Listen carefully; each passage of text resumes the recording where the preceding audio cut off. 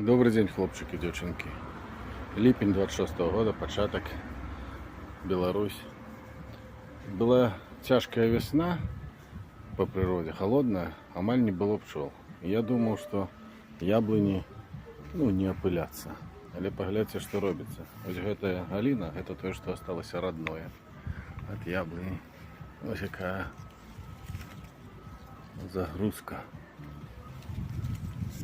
яблоками. Поглядьте, які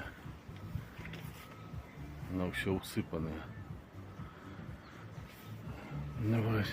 Тут так само галіни, які я пригибав. У них так само є. Это прищепленная часть.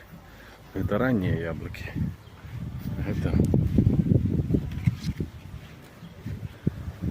ось прищепленная частка червоних зимних. И есть вот это вся галина, вот это прищепленная, бачите, какая она все загружена яблоками. А ось є ще тут є от прищепочки, коли бачите. І ось так само усі усипані яблуками. О, як облепиха. Тому не ведаю, як вона. Ну так само ось Єлена.